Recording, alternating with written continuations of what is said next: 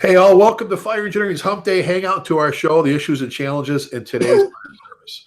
I'm Chief Rick Lasky, and my co-host and Humpday Hangout partner, Chief Terry McGrath, is out. He's missing in action today. He's got an assignment that he couldn't get out of. So, but Terry will be back with us next month. Today, my partner is my very, very good friend and the boss, Chief Bobby Halton. And Bobby and I have a great show for you today. Now, we always remind you, as always, if you have any questions, fire them off to us on Twitter, and we'll do our best to get to as many of them as we can. Just remember to add hashtag FETalk, Frank Edward Talk, hashtag FETalk. Today, we're hanging out, and Bobby and I are talking shop with our very good friend and brother, Chief Billy Goldfeder. Now, Billy's been in the fire service since 1973. He currently serves as Deputy Chief of the Loveland Sims Fire Department of Southwest Ohio, working for a great boss who was one of my sponsors as a Mason for the Masonic Lodge. I want to thank Chief for that. Billy has an incredible bio. To be honest, he's received so many well-deserved awards, and just it'd be too hard to list them all here. His committee work is endless.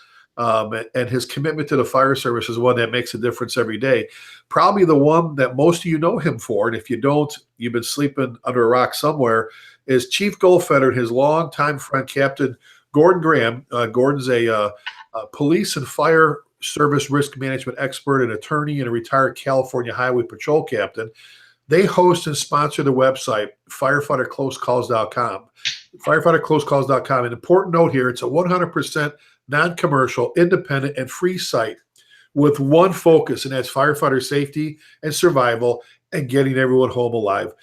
Billy, welcome, brother. Thanks for having me. And I do want to mention before we go further that today's an important date for two reasons, and probably more than I'm aware of. Well, one, it's Down Syndrome Awareness Day, and I think all of us have friends that have family members that have Downs. I know I've got several. My little buddy out in Kansas, and our own assistant chief's daughter, Mara, who's near and dear to all of us. And then also today is the anniversary of the line of duty death of Oscar Armstrong of Cincinnati. So thanks for having me on the show today. It's a real pleasure.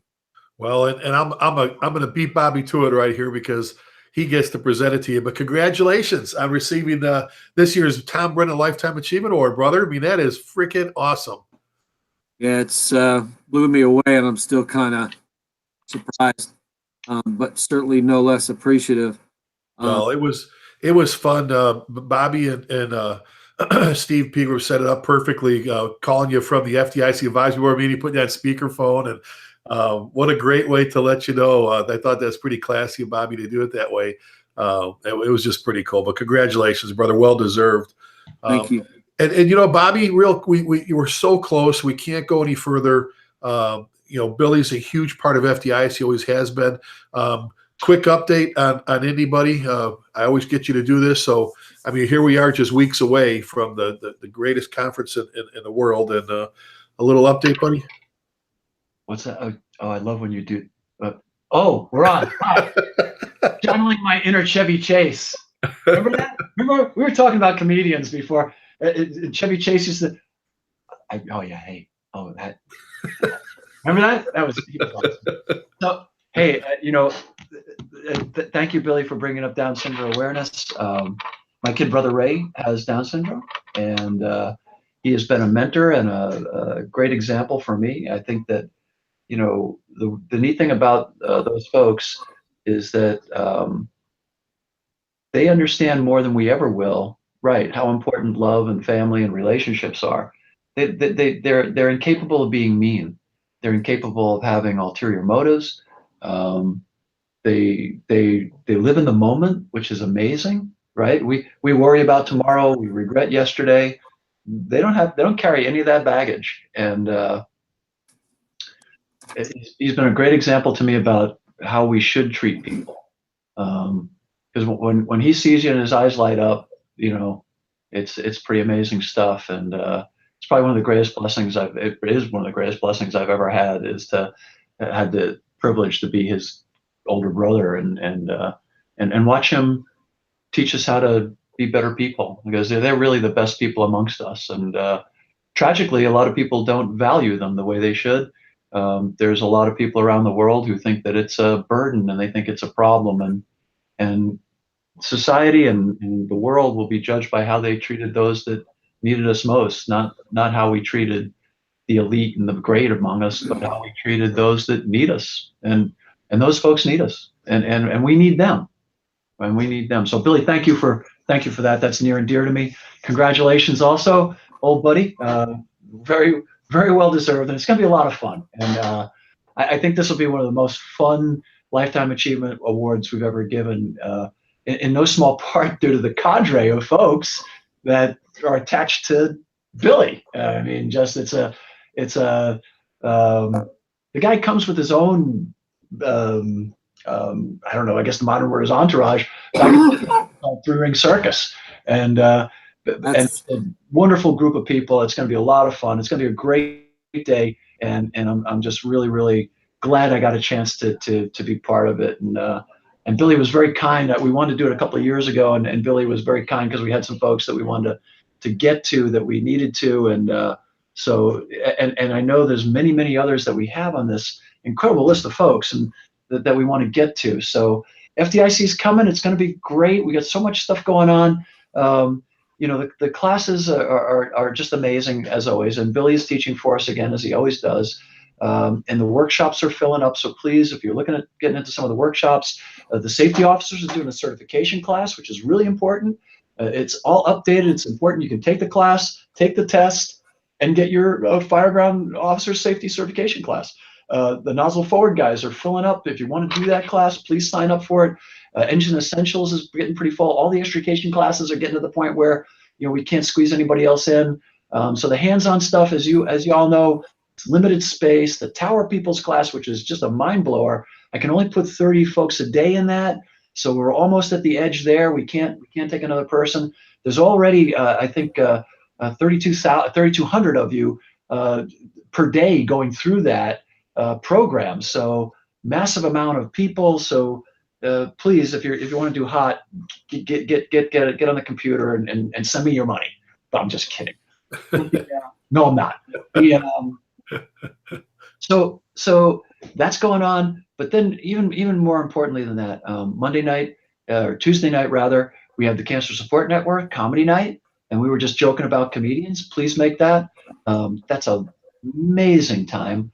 Wednesday, the Fool's Bash, obviously, going to be a phenomenal night. Wednesday main program, Rusty Brown, who is a Cobb County firefighter who did this amazing helicopter rescue. He's going to be recognized. Please see Rusty get the Courage and Valor Award.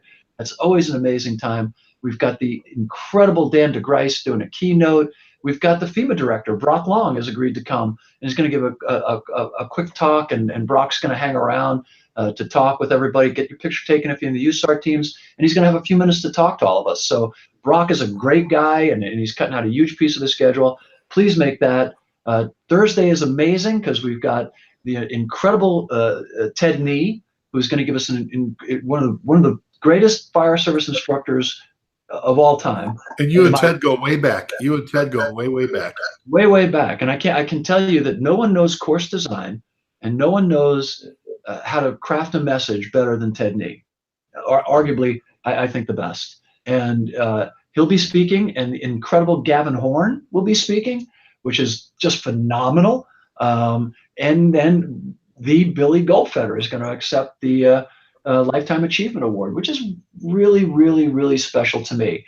Also, on Wednesday night, Bobby John and Friends is going to have Billy join us, as well as Harold Shakespeare from the IAFF. So you're going to have 4 mean-spirited, grumpy old men who are not all yet collecting their pencils. Right. Well, 3 of us are. One of us isn't yet, but 3 of us are. And you really couldn't find a more unplugged group of people in the world, right? I mean, we've got nothing to hide. Our lives are open books, and our opinions are boundless. So it ought to be fun, and it's that'll be a blast. Thursday, obviously, Ricky and I will be on the stage with our good friend Johnny Salka. That is going to be incredible. It's always just an incredible time. The DOD is coming in with the DOD Day on Friday, which is if you're a DOD firefighter, please make that. Just going to be incredible. Just an incredible deal to take in. The technology summit we're doing. We've got a guy named Paul Doherty who's coming in, flying in from the Middle East, where he's building 5 cities, not buildings, cities. He's like the smart tech genius of the world who's agreed to come speak for free, bring himself in. Amazing. We've got the head of the DARPA, which is the robotics deal for the government, Colonel Bilch. He's coming in to speak. We got Paul Spiglet, who's doing high-end AR, VR stuff in the UK. He's coming to speak. We've got Tommy Calvert and Kurt McKinsey. We've got people. We've got Sam Kosman coming in. Sam's a guy who's a high energy adventurer who's actually walked into an active volcano with a suit on. He's coming to speak at that thing. So it's really about how technology is moving and how we can take some of the stuff that these cats are doing, bring it into the fire service in ways that make sense, right? Rather than having other people build stuff for us and us trying to figure out how to make it work, they're saying, hey, we're the dudes that build stuff. What do you want? What are you trying to get over? What are you trying to get past? What are you trying to get through? We're here for you. So that's going on. Stop, Drop, Rock, and Roll is going to happen again. And they've got an amazing group of people who've given them tons of stuff that Billy is going to auction off, that you can get for pennies on the dollar at that auction in the opposite way to support the NFFF and all that they do and the survivors and the counseling and the everything that's going on there. And it's just an amazing event. The stair climb is happening. We all said we'll always remember and we'll always honor that sacrifice. Here's your chance. Go climb, $35. And if you can't climb, just pay your $35, get your coin, show up and cheer on the climbers. Seriously, some of us can't climb, but doesn't mean you can't be there. And help those that are. Hand out water, encourage people. That's going on. The union folks, as always, put on a tremendous party on Friday night. You can't miss that. The Fool's Bash is going to be MSA Block Party. You should see what they're bringing in for music and entertainment. It's unbelievable. And I got nothing to do with it, thank God. So, no, really, all that stuff I just mentioned, I don't have to. That's not me. That's really people. I think they got the Chicago Fire actors are going to be there again this year at FDIC. Right, cats from Chicago Fire, friends of Billy's. They're going to come in. These, and I don't know which ones, but you'll have to find out when we get there, which is always cool. Last year it was Eamon and John, Dave Eichenberg. And Dave Eichenberg, who I love. So we don't know who we're going to have this year, which will be really, really cool. It might be the same guys, and they're great guys. I'd love to have them back. They do a ton. They do a ton for charity too. Yes, they do.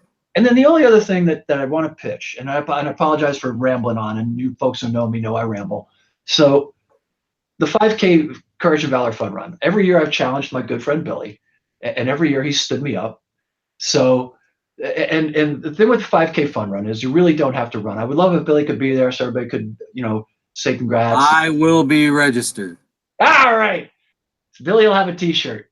And Ricky, the thing about the 5K is it's really the only fun run, really true fun run I've ever been to, because you don't have to run. You don't have to do anything. You just have to show up. Those of us that like to run will run.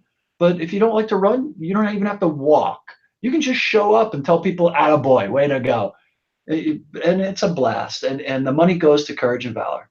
And it helps us to honor cats like Rusty, people like Jimmy Lee, Howie Carpluck, Ray Downey, guys who, when it was on the line, laid it all out there.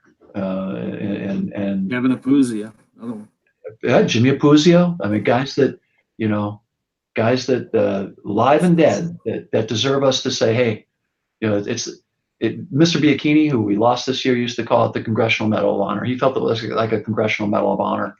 And I guess told you, Bobby, when I ran into Mr. B at the airport that one time, we sat and talked for a good 45 minutes in between flights. He was coming home from Notre Dame, and he was so proud. He just beamed when he talked about that award, how proud he was to be able to give it out every year. He kept talking about he wanted the endowment to go up. He just, his whole demeanor changed when he talked about the Courage and Valor Award and what Ray meant to him, and then just what that award meant to him. It was pretty cool to see that. So that's your FDIC update. I hope to get to see you all there. And Billy and I will be doing a program together on Friday with Gordon, and we'll be doing all kinds of stuff together. Billy will be with me Wednesday and Friday, and we just really hope to see you there. And thank you to everybody who's supported that show and continues to come and make that sacrifice to be part of this incredible community. And thank you. Well, it is awesome. Like I said, we couldn't go so close. I know I always ask you for an FDIC update, but we're so close to it. We had to cover it.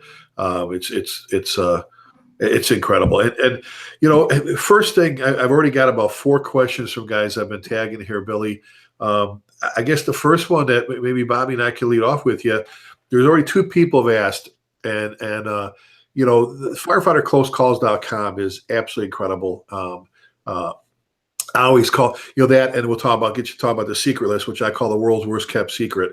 But what a resource. You know, I look for things all throughout the day. I get my fire engineering, you know, newsletters and bulletins and everything. When that comes out, you know, FDIC get my stuff too, Firefighter Nation, and I get my firefighter close call stuff. I even have folders in my emails for like training, history, stuff from the secret list and that. But 2 people have already asked. One is they said to say thank you for what you and Gordon do with that site. The other one was, interesting enough, is how the whole concept. I guess that's a great way to kick things off. You know, there's a lot of great ideas out there. There's a lot of great idea people, but how did Billy and Gordon, you know, how did you guys, I know Gordon Graham is very proud to be a part of that and everything, and what he does to help make that happen. Talk to him, but the concept, Billy, how did that come in? How did that come to you?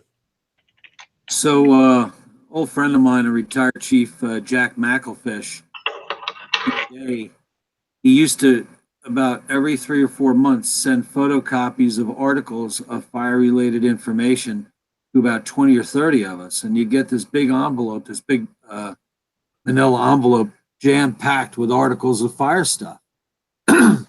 So in 1996, I guess, when I got my first computer, and we were on AOL, and you'd sign on, and we'd go, and all that take 20 minutes to sign online.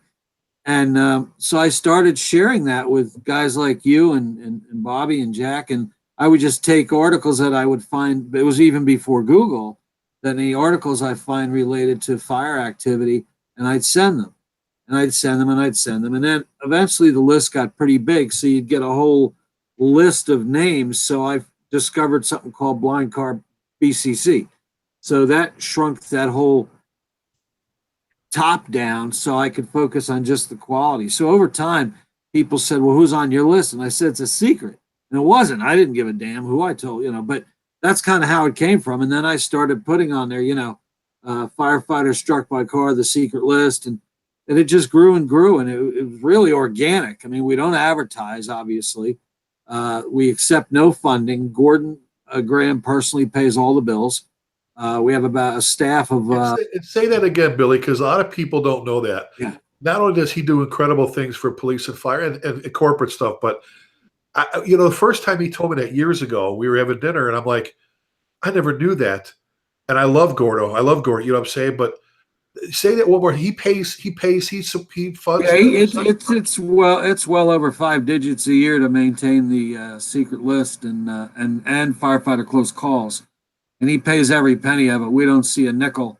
And in exchange, basically, so let me jump back. So Gordon and I were teaching for a group called Command School that was run by Chief Glenn Usden. And it was myself, Bruno, a bunch of other guys, Carl Holmes, the late Carl Holmes. And so Gordon came up to me. We became good friends over time. And he came up to me and says, why don't you have a website? Because I was just doing a secret list at that point. I said, well, I got no money to do that right now. And he says, well, if you ever find the time, I'll pay the bills. And about 6 months later, I said, this is too good to pass up. So we took off with that. We reached out to our web provider, firecompanies.com, and they manage this, they're the data part, the behind the scenes. Brian Kazmerzak said, I'd like to help out. Forrest Reeder, Rudy. Interestingly, all FDIC instructors also are the team at firefighterclosecalls.com. So we did it, and it just grew and it grew and it grew and it grew, and you know, it's there. We get an amazing following. I think because it is so unique. There's no advertising. There's no nothing. And look, because we own it, we can say what we want. We're not responsible to anybody other than us. We've been jammed up once or twice, but that's okay. We got good attorneys. We've won every time. But I'm serious, you know, and I wanted to point that out about Gordon because you would really, I felt he shared that with me because we're friends. You don't hear that from him because, you know, other people be like, you know what I do. He would never. It's so awesome. And everything from, you know, people don't know that you could go on there and you could there's lesson plans and PowerPoint presentations you can pull off your site. And there's minimum company standard stuff and there's quick drills and I mean, it's endless just to get in there and play with it and just go around and check out everything that's in there is phenomenal. We also, too, Rick, let me just interject, too, that 50% of our active crew at Firefighter Close Calls has dealt with or is dealing with cancer. They're all veteran firefighters. So we take a real strong look at that. As a matter of fact, we're in the process of updating just a little bit of the site. One of the things that we're proud of is we don't change. The site looks the same as it did 20 years ago. Everything in this world changes so much. So we thought, well, let's just stay the same. Screw it. But on the left-hand column, there will be direct links to specific. I mean, we've had the Firefighter Cancer Support Network on there forever, but the Boston program, the IFF program, the NFFF program, NVFC program, there'll be direct links on there because it's really, really hitting home. One of our guys is dealing with a very serious diagnosis right now. Well, that was number 2 on my list was to ask you about that. I'm glad you led into it. And what a great resource. I know Bobby Ketchett. Bobby's always got people. I don't know how he keeps up like you with the emails and stuff. I know I try to do the best I can. But, you know, a lot of people ask me, a lot of volley chiefs will say, is there a resource for volunteer chiefs when it comes to recruitment and retention? I'm like, yeah, your organization, nationalvolunteerfirecouncil.org, you know, an incredible group. Well, it's the same thing when you go, you know, you're looking, you know, where's the catch-all for different websites and stuff. You mentioned a Firefighter Cancer Support Network, and I know Bobby's intimately involved with them and some others as well.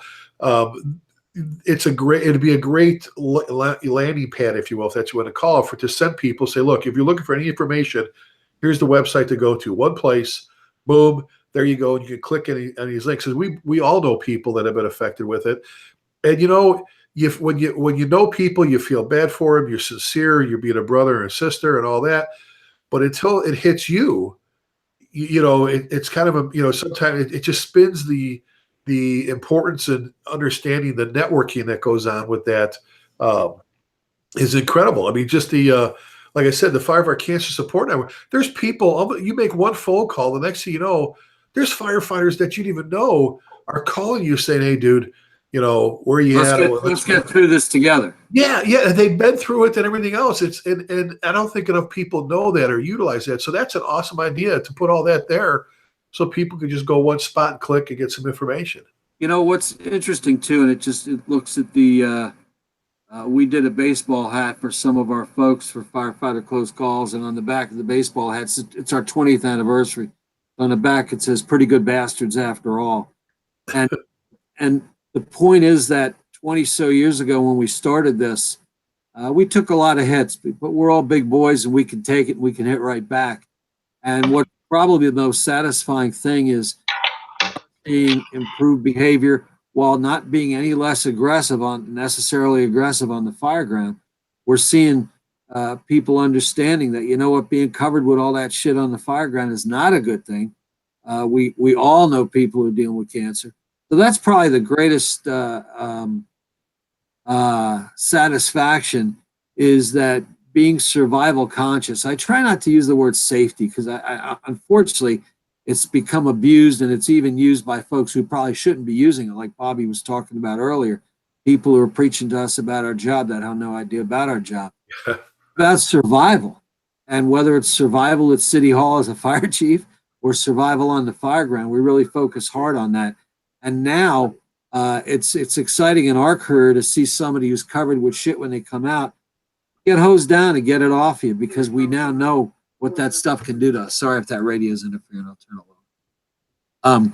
So that's probably one of the smartest things. We would see 20, 25, even longer years ago, a house well involved. I mean, totally involved, where there's pieces of the house coming down, and we'd see firefighters go inside and the family standing outside saying, hey, no one's in there.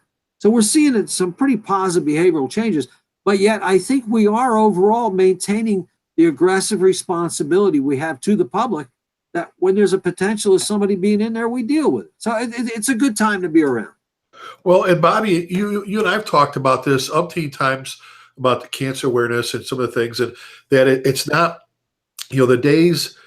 Bobby, you and I had a conversation about this on the phone once, and I told you, I grew up with, I just call it sometimes, maybe you call them old fashioned, but some cave people, if you will. But I remember going to a fire in our ladder truck, and a guy named Bob Gleich, I wore my air pack into the fire, and the next fire I went to, he says, oh, stay here. Can you breathe? All right. And this is what he said. He goes, why don't you stay out here where you can breathe, let the real men go in and fight the fire.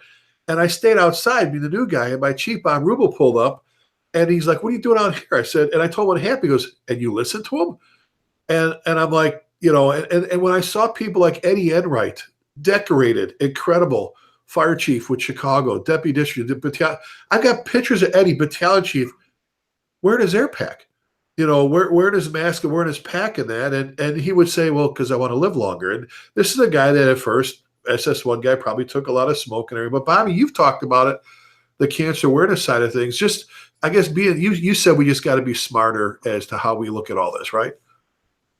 Yeah, and I think that it's fascinating too. And you have to remember that folks naturally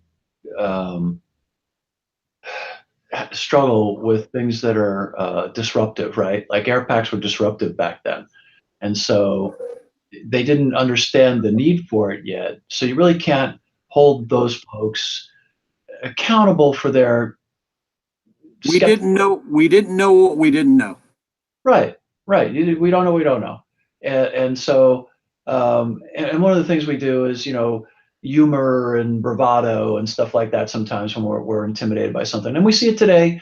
There was an ad for the folks that are using the AR, VR simulated conditions for training. And, guys went apoplectic about that. Well, if you don't think that simulation is going to grow and that we're going to become more and more advanced with how to simulate things and how to recreate conditions in order to build muscle memory, in order to help folks do cue recognition and things like that in the fire ground and make it more meaningful, right? The more senses you can put into training, the more the training becomes absorbable by the trainee. You're just not paying attention. And yeah, it doesn't mean that we'll stop doing all the other stuff that we really do. It's another tool, right? We've all lived through the fog versus smoothbore. Well, if you don't have Is that over? Well, if you don't have both on your truck, you're an idiot. You know what I mean? You need them both for different fires. You're just not paying attention. And we started off the conversation before you all joined us. We were talking about the difference between the infantization. In other words, when we treat people like children and we give them, you'll do this, then you do this, then you do this, that denies the reality that the true firefighter, guys like Rick Lasky and Billy Goldfeder and John Norman and Ricky, Johnny Salka and, PJ Norwood and Sean Gray and,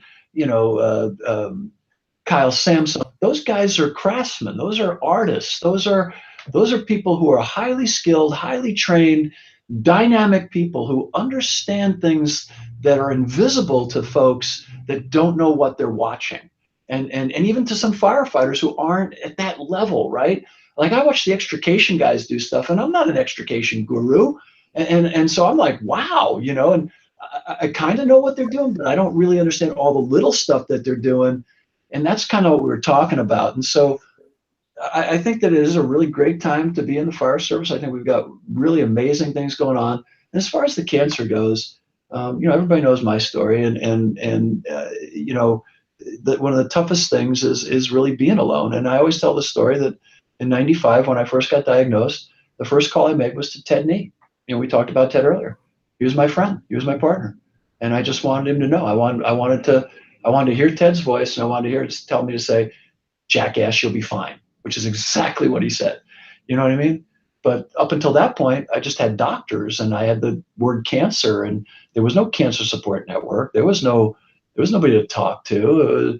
And my dad died from cancer. So all I could think of was, I'm going to die. And Ted said, it was funny because I told him, I said, I got prostate cancer. He goes, two things, stupid. First, you're not going to die, and it's prostate, not prostrate, you jackass. And from that point forward, I was like, oh, I love you, Ted. And I do love Ted.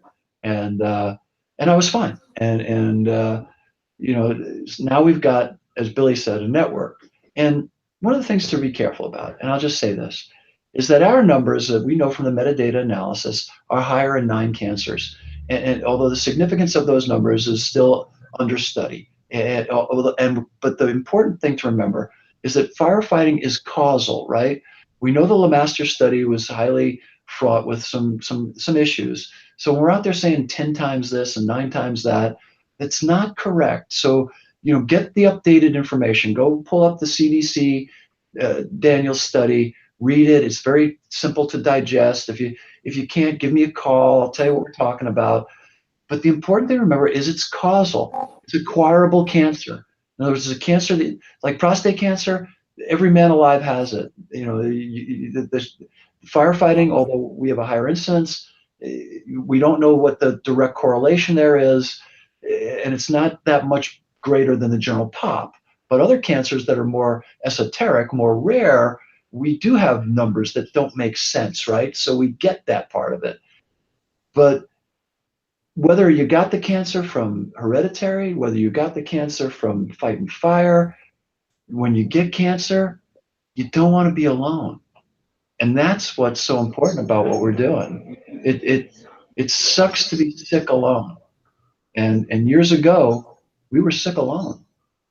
Well, and you've been such a proponent, Bobby, of bringing that out there. Billy, I've sat through your programs as well where, and I remember sitting in South Carolina and you played, I was sitting next to Bruno and you played the video with Lou, with Lou Rawls singing, as he's getting ready, and we've talked about having, I just had my blood work done just last week again. I'm always big about check this, check my PSAs, all this stuff.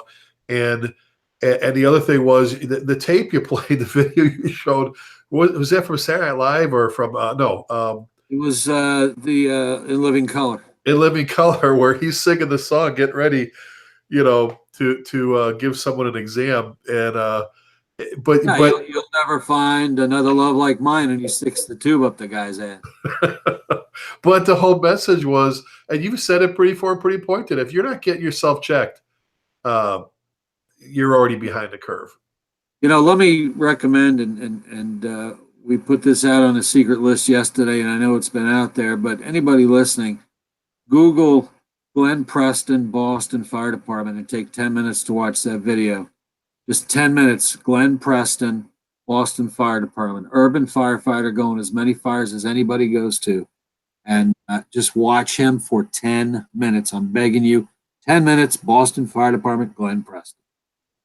Well, it's incredible, and it's just, I've said before, and we're going to switch gears in a second, is some of my mentors and some of my good friends like John Norman, I used to say this, when he made Chief, I remember I'm looking at him and he's got this brand new white helmet on and, everybody's like, oh, brand new white helmet. I'm like, yeah. And he looked at me, he kind of just looked, he goes, we're talking about this. He goes, the helmet don't make the firefighter. The brother or sister wearing a helmet, the old crusty, the whole dirty. He says, you know what? I'm still the same person as I was before. Uh-oh. DeBron. It's DeBron. He says, Mike DeBron, who's the founder of the Firefighter Cancer Support Network, I don't even think he knows we're live. He wrote, can't tell you how excited I am to see you. I'm booking my flights now. Be getting in Tuesday. Need to do a return dinner Friday with you and that cross-dressing bum Goldfeder. I'm just reading what the man wrote. My lifestyle is my business. And not there's anything wrong with that. Just no. Yeah, I fool them all the time with the mustache.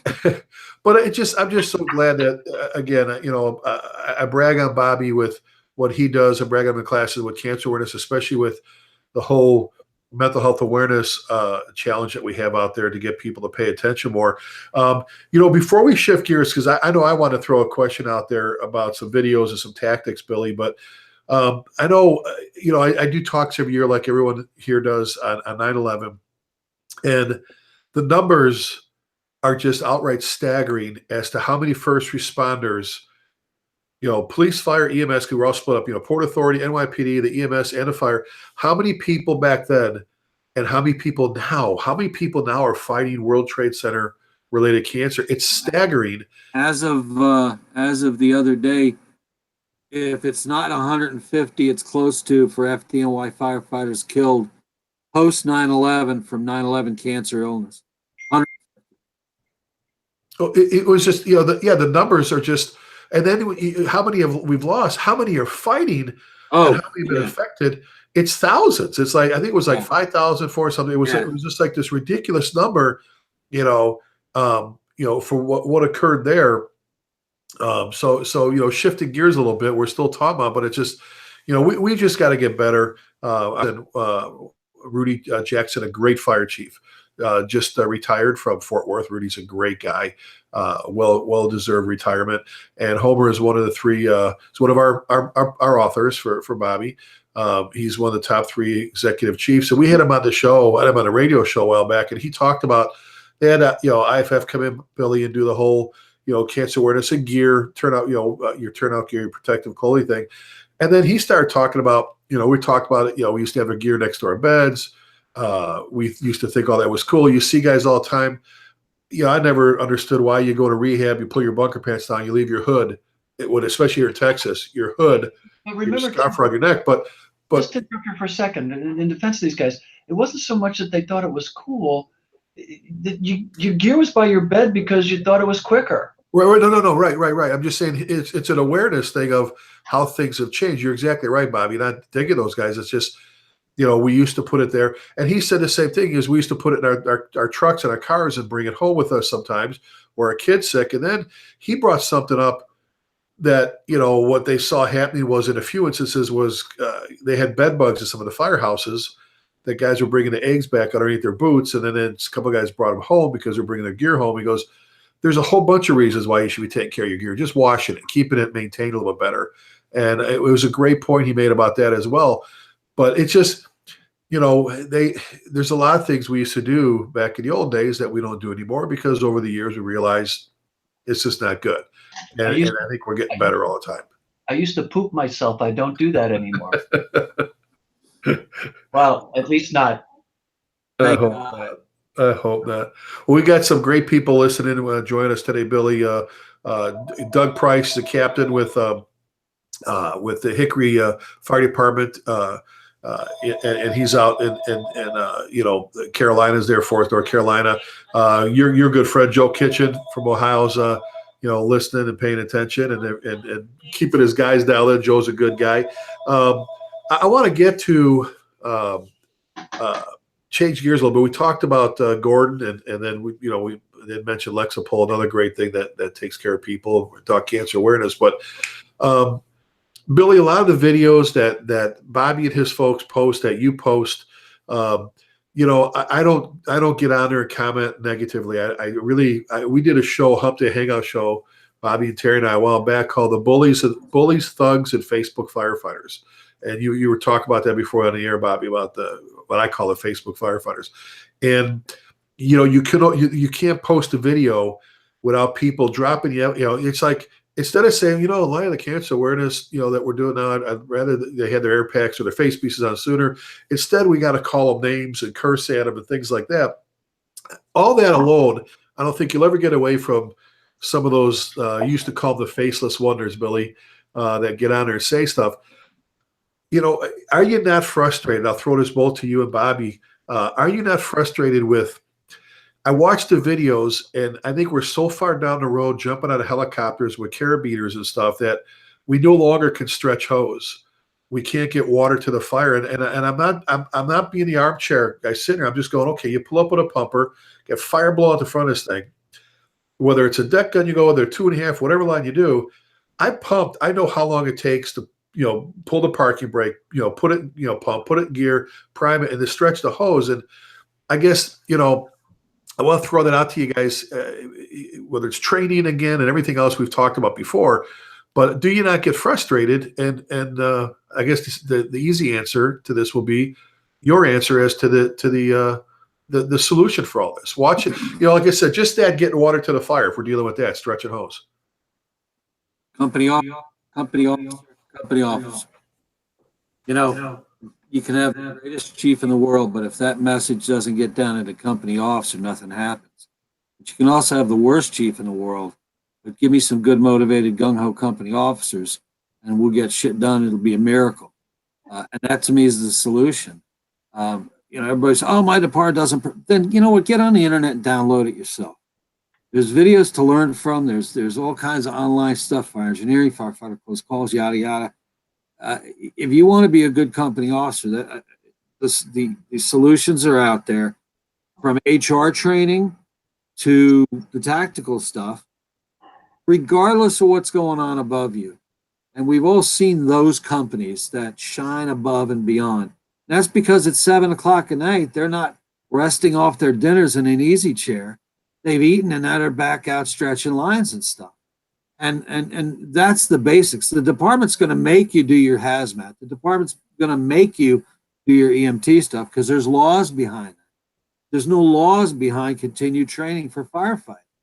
And I'm aware of in any state. I mean, in Ohio, we have, I think it's like 2 hours a month or something, but I mean, it's not a lot. So the solution there is for the company officer to think, what's my next run going to be? Well, odds are it's either going to be a medical local, a car fire, an auto accident, or the single family dwelling. So how well can you do that? And there's nothing wrong with every shift stretching a line, laying out. I don't know why it's so difficult. And I think, Rick, to answer, that's the answer to your question.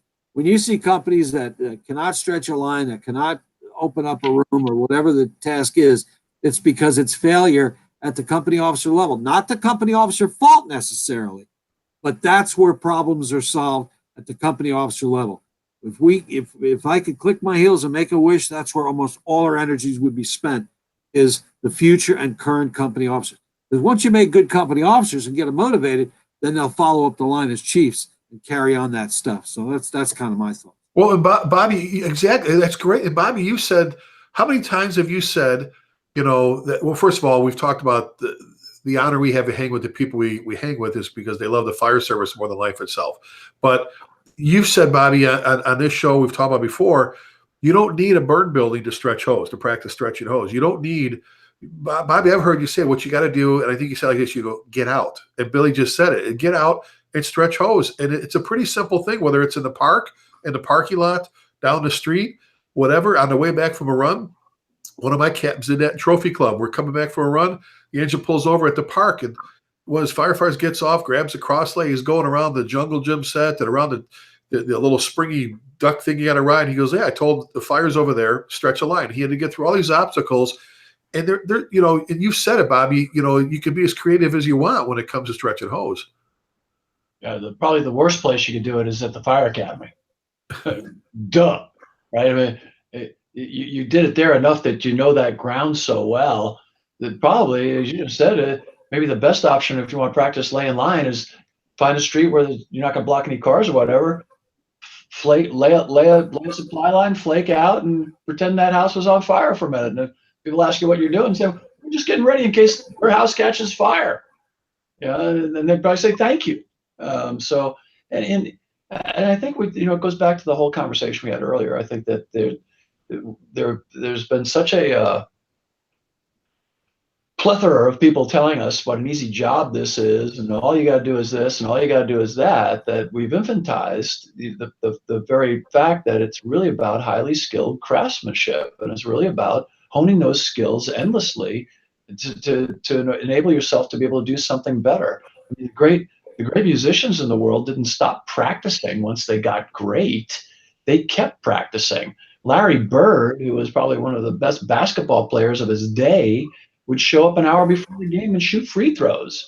And he was Larry freaking Bird. I mean, he was pretty good at free throws, but he would practice and practice. The guys today, if you watch Russell Westbrook, or if you watch Seth Curry, or any of the great ball players today, they show up early and they practice late, and they practice and practice and practice. It's all about practice.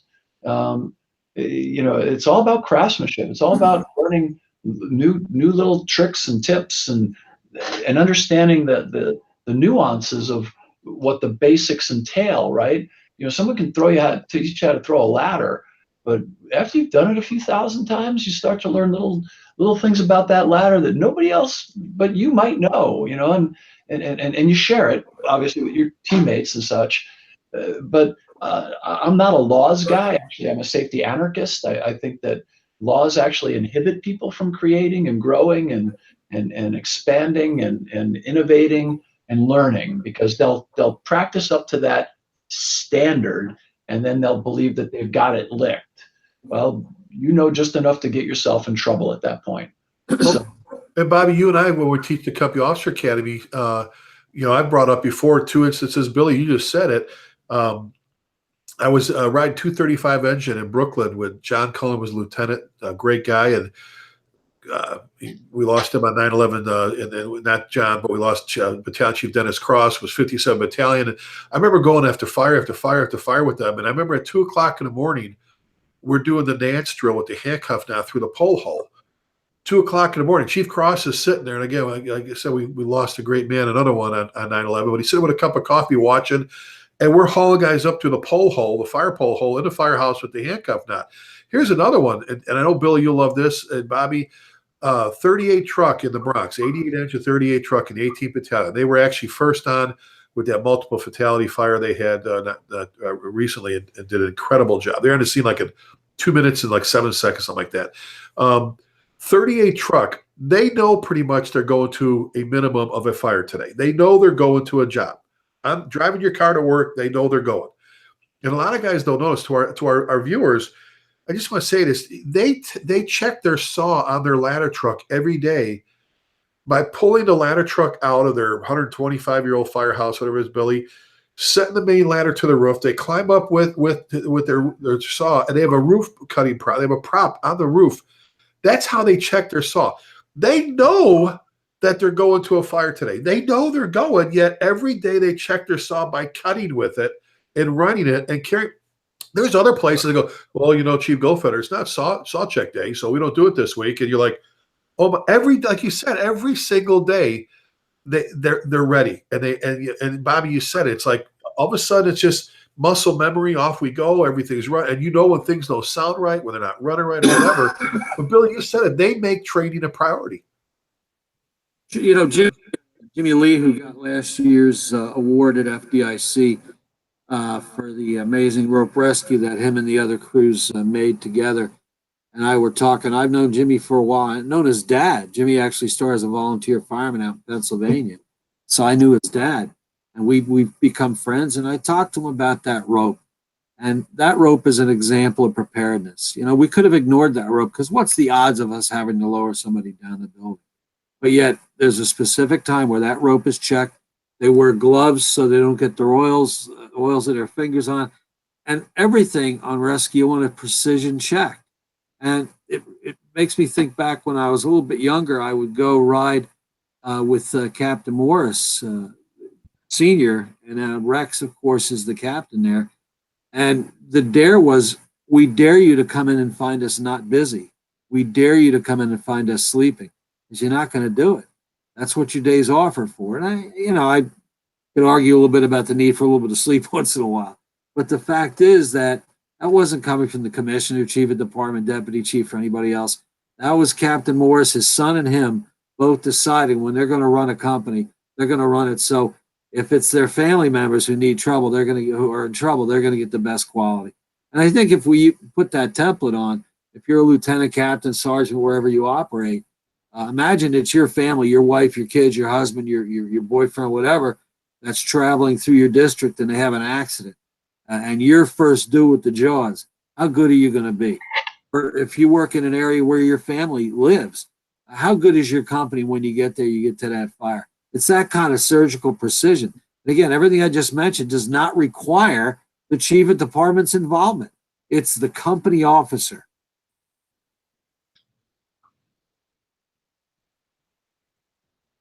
We place so much emphasis, in our classes on the whole company officer thing. It's kind of amazing. And Bobby, you and I, this is what we lead into with the company officer academy in our classes is, we spend all this time and effort front loading firefighters. We get them through the fire academy, or if you do your firefighter 1 and 2 program, then some type of EMS, whether it's you're doing first responder or you're doing EMTA or even paramedicine, and then your hazmat awareness, first responder, all this stuff. Then you graduate. Then we do the CE drill nights at your volley place or shift drills and all this. And then a few years down the road, you end up promoting. And what do? And with the exception of like the FTY, where you go to like 4 or 6 weeks of training as a lieutenant and a captain, and very few, they just say, here's your collar pins, go ride the front seat. And here's what's even more scary, if you want to talk about it. The chief of departments put deputy, assistant, division, battalion, district, chief of department received the least amount of training. And I don't know if that's their fault. Maybe that's a cultural, where's that word again? But the company officer, I absolutely agree with you. I've got a slide, Billy, I have where the three most significant influence on reducing line of duty death and injuries in the fire service. And there's the firefighter, the company officer, the chief. And it's the company officer, because if this person's doing their job, if he or she is doing everything they can, if they know the difference between taking on responsibility and accepting responsibility and taking care of their people and training them and mentoring them, now we're creating a better crop of firefighters going to move up into the company officer rank and thus into the firefighter rank. But when we don't give the company officer the tools, thus sometimes the motivation they need, some of them, to be that great boss that always wants to train. I worked for a Lieutenant Bill Allen. I couldn't wait to get into firehouse because I knew we were going to train. We were going to do something today because he was 31 years in a job and had more energy than anybody else in the firehouse. And it was all came down to company officer. Just a comment on that too. And you may agree, disagree. I'm not a big fan of the chief getting out there and stretching lines during training. What I am a fan of is the chief going to training. And if we're going to do some role playing, let the chief do the chief's job at the fire ground. Let the crews do their jobs. This time I see a chief, hey, I went out and climbed the drill tower with the crew. That's cool, and that's good. But how often are the chiefs getting those skills? A lot of departments will have the chief show up, and the chief hadn't been to any kind of training in 5 years, but yet want to take command and stuff. So that's a whole nother discussion for another day. But you got to stay engaged if you're going to go to fires. Well, and shifting, we always, this hour just flies by all the time. Shifting gears just a little bit when we talk about lessons learned and providing maybe some emphasis that some need in the fire service to pay attention more and to train a little bit harder or more often or frequently. Bobby, you do it with the website, with all the websites, with Penwell for that matter. Billy, you do it with yours. Let's talk, and Billy, some main talking points about what we can gain. We all do it, but what you can gain as a firefighter from just doing nothing more than reviewing a line of duty death or going to the National Near Miss site or reading, looking, and seeing, because there's no new things killing firefighters. It's the same stuff. Bobby, you've said it before. If we were corporate America, they put us in jail, for what we do with firefighters, yet we give medals out.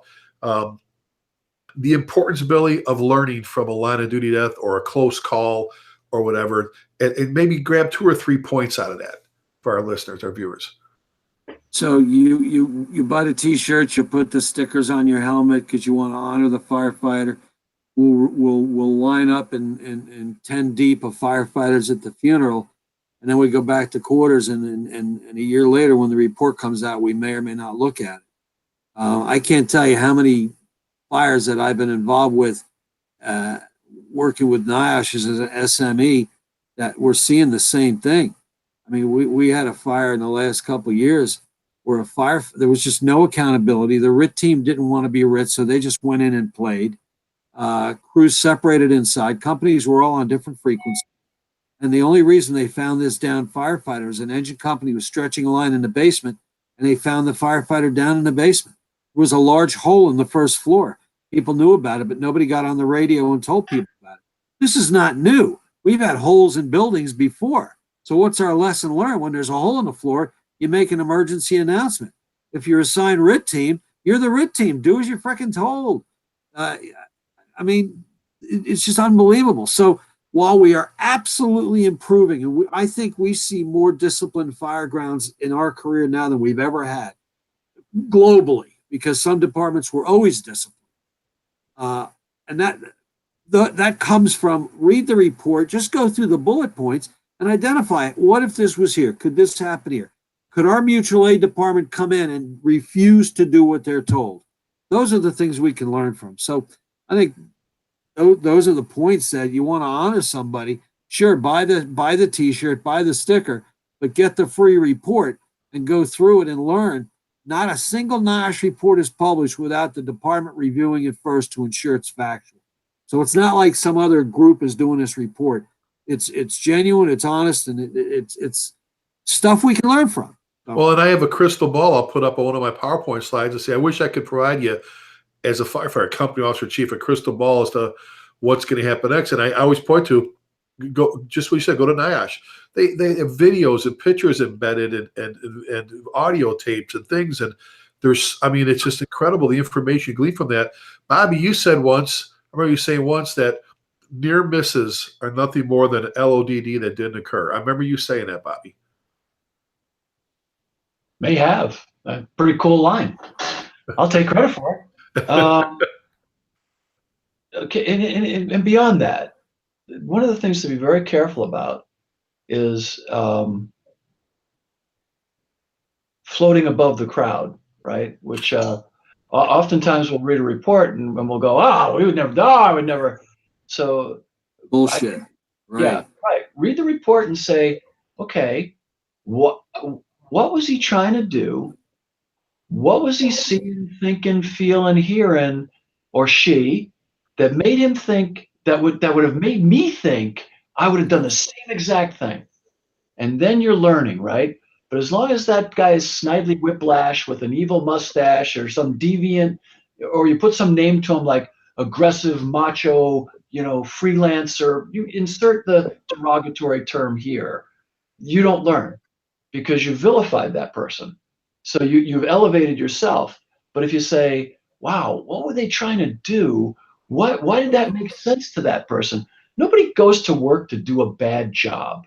No firefighter shows up and says, hey, I want to screw up today and mess up a fire and get people hurt. Nobody does that. I've never met that. They might exist, but I've never worked with that person. And I haven't worked with everybody. That's a given. But I would venture to say that if you're a firefighter, you're going to work to do the best job you possibly can do. You are. And you're not making any decision to get anybody jammed up or get yourself hurt. So if you look at those reports and say, man, why did they do that instead of this? Or why did not what they didn't do, but why did they do what they did? And why would I have done the same thing? And lots of times, if you look at it really hard, you'll go, because that's the way I was trained. Exactly. Period. That's the parameters of what we, either the training or the discipline or what you're normally allowed to do, and it all falls into that. So someone may not come to work. Case in point. My favorite. Case in point. Someone may come to work and say, I want to do a great job, but if they're not getting the training, they're not honing the skills, that great job that they perceive to be great, such as, it blew me away that there was a hole in this house, a huge hole, and no one thought to get on the radio and tell everybody about it. But when you dig into it, we never gave much thought to it. We never drilled on that. We never trained on that. I was busy fighting the fire. I wasn't thinking about a hole, which is kind of crazy. Or our SOPs might say, avoid unnecessary radio traffic and don't blog up until. Really? There's a hole in the damn floor. Right, but yet that logic may be, well, everybody else will see it if I saw it, so I'm not going to get on the radio. I'm afraid to. Another case in point. Cats roll up at a job. She jumps off the rig. There's people screaming, "Hey, there's a kid in the bedroom." Cat runs through the building without the line charged or whatever with their partner, trying to make the grab. Things go bad. Somebody gets hurt. Why the hell would they do that? You pick any Because it was a bloody kid trap. book on that shelf. Life safety's number one. That's the top priority. We got to do life safety. It's always about life. Life safety's the first thing. Well, but then the geniuses are going to go, well, she should have stretched the line first and run around the building 3 times and told us what the waterfall in the back looked like and check the shingles to make sure they had the 25-year guarantee on it. And come on, for goodness sakes, look at the training, look at the individual, look at the context, look at the nuance. It's real easy the next day to look at a report. It's not so easy at 3 o'clock in the morning when you just got rousted out of bed. You're trying to figure out what's going on. You have to use the bathroom. You got 3 people screaming at you over here. The guy that was supposed to be on the truck with you forgot to get on the truck. So now you don't have 3 people. You got 2 people. And you're trying to make decisions. Oh, it's a piece of. Well, we Billy, did one of the nozzle ad columns we did years ago, right when Kerber and some of the others were coming out with their studies and whether you hit it from the outside and all that. And, people were literally having strokes on the streets, hearing all this information and all that. And I think it comes down to show me the fire. And that was the title of the nozzle head column. Show me the fire, then show me your conditions and show me your resources. And I should be dealing with it. Well, and Billy, but you did an article, and there's a couple of comments I used towards the article you did, I believe in fire rescue. But our good friend Butchie Cobb, all the years after Jersey City, what an incredible man, what a humble man, what a great guy. Said he did his research, all the ISO stuff. There's never been a civilian rescued inside a building where a firefighter did go in and get them. And you did an article, and I think the title, correct me if I'm wrong, was some LODDs are unavoidable, whatever. You talked about the kid in Jersey that you talked about were their last resort. And you Kevin Apuzio. Yeah. Kevin Apuzio.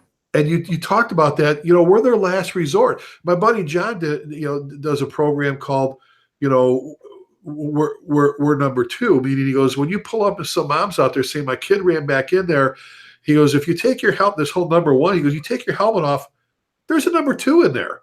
And you put it back. Now, when you get in there, if you can't get in or it's already got that's where, like Bobby, you said, the training comes in where you go, you know what, I'm inside. This isn't good. We got to get out. We can't do what we're going to do. But, we've kind of got our priorities mixed up a little bit. But, Billy, that was a great point on, and I've heard you say too, Bobby, but we're their last resort. And we've got to be smart.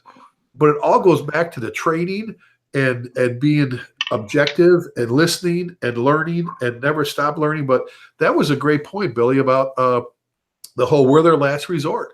Nothing left after us. I would accredit it to the blind squirrel theory. That's right. Every once in a while.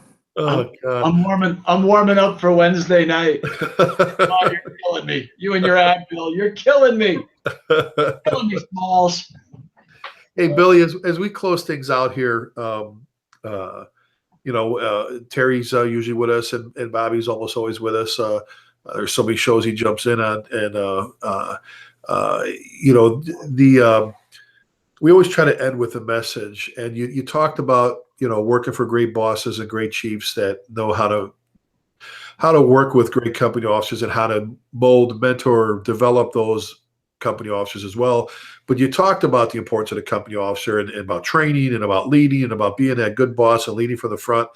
I just posted a video from We Were Soldiers, one of my favorite movies. It's a point where Mel Gibson's standing there, Colonel Hal Moore with Sergeant Plumney, and he's got the new officers. He's talking about, he'll be the first one on the battlefield, first one off, because real leaders, he talked about that. You lead with your men and women. You're with them, And then he says, and at the very last part of it, he puts his big grin on his face, says, about, I hope you love training, because he goes, Sergeant Major Plummer, I love training. Well, we talked about the importance of having good company officers. Billy, if you had, and we'll end our show this way, if you had a group of brand new firefighters, I know you do this in your academy graduation talks and that keynotes, what would you say? What advice would you give to those brand new firefighters sitting in front of you? This is the future of the fire service. I know you do it a lot, but what would you say for our listeners? What would you tell them? Well, we're only here to help people, and you can only help people when you've got your skills honed. And look, either you're in or you're out. If you're not going to give 110%, then be a baker or something, and maybe you'll enjoy that more.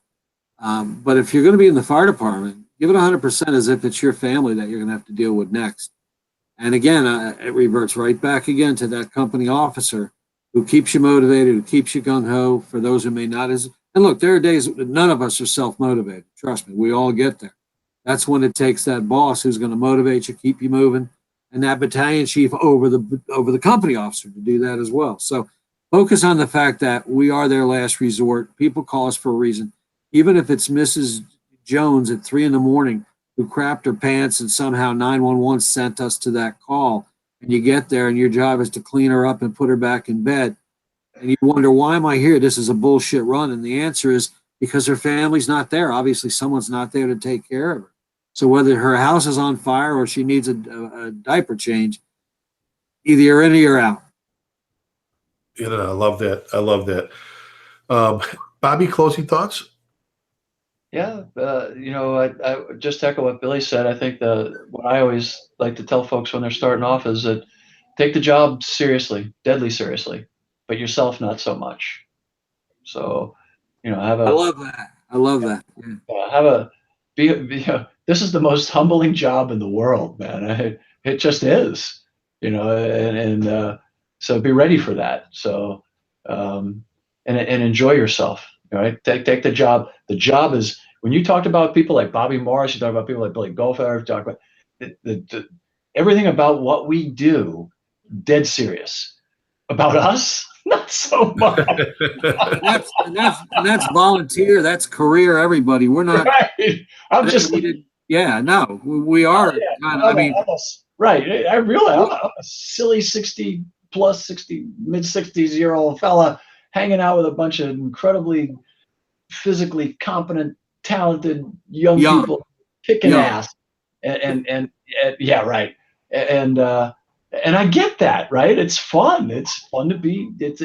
So take the job deadly serious, and it's deadly serious, and yourself not so much. And I don't think I can take credit for it. Somebody probably told it to me, and but that's just a neat thing. And thank you so much, Billy, for being with us today. I just want to close out with that. I think that you've been one of the great joys of my life, and been just an amazing. You have been, and you've been an amazing friend through all kinds of issues, whether it was fire engineering or health or family, and you've always been there, and you've always been there for millions of other people.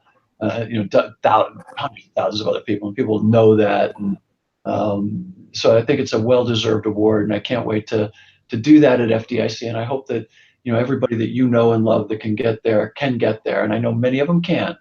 Oh, my 6-pack of grandbabies, every one of them is going to be there. I can't wait. That's my greatest joy, is to have them at FDIC. This is my 41st FDIC.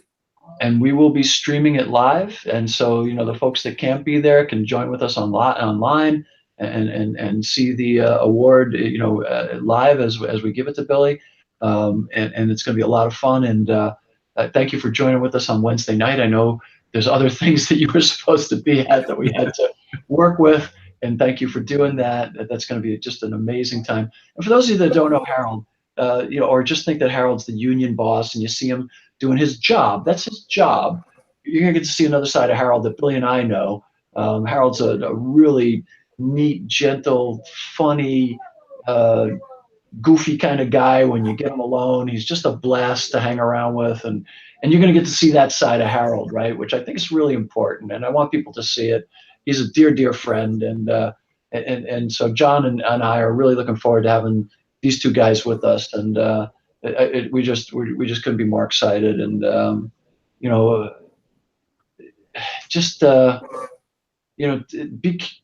be so grateful for every minute that you have with people like Billy and people like Ricky and everybody who's in your life that you love.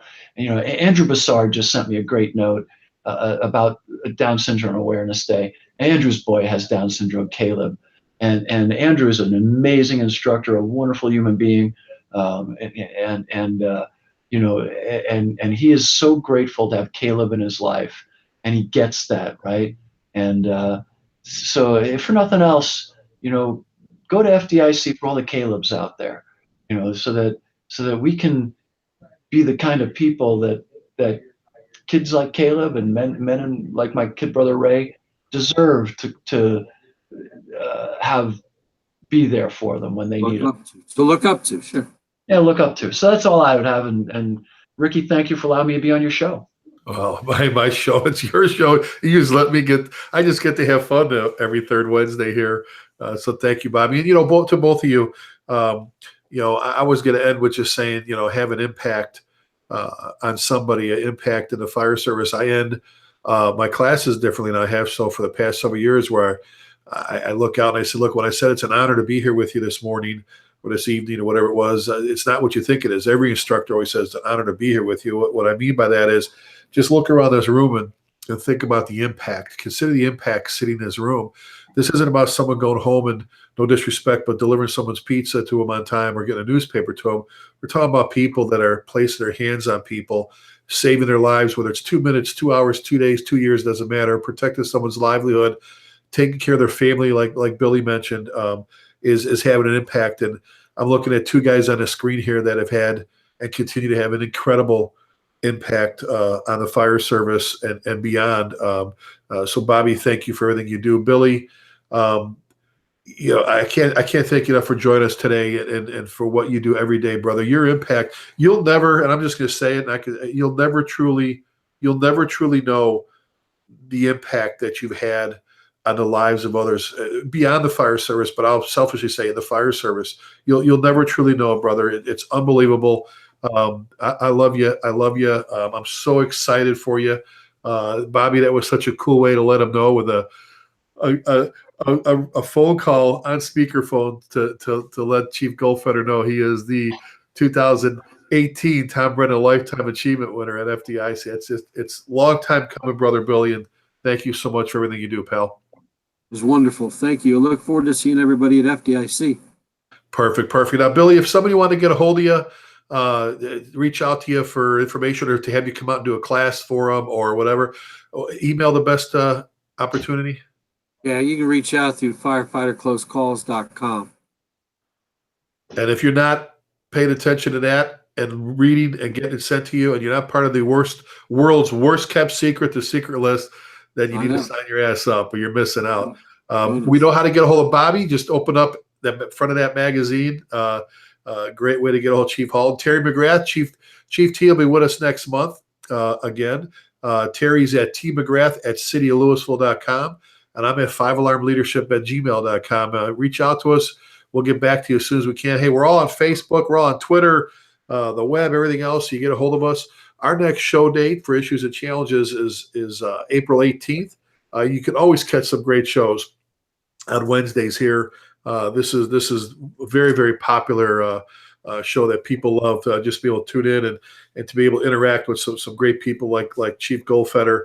Like I said, Chief Joe Kitchen was with us with Ohio today, and among a whole bunch of list of other people, our good friend Captain Doug Price from Hickory, North Carolina, and the list goes on. Thank you guys for tuning in. We're going to stay on here just a second afterwards to chat with Chief Goldfeder, but for the rest of you, we always close out by asking you, please keep the men and women in our armed forces in your thoughts and prayers, and truly remember this: never forgetting means never forgetting. Be safe and God bless you.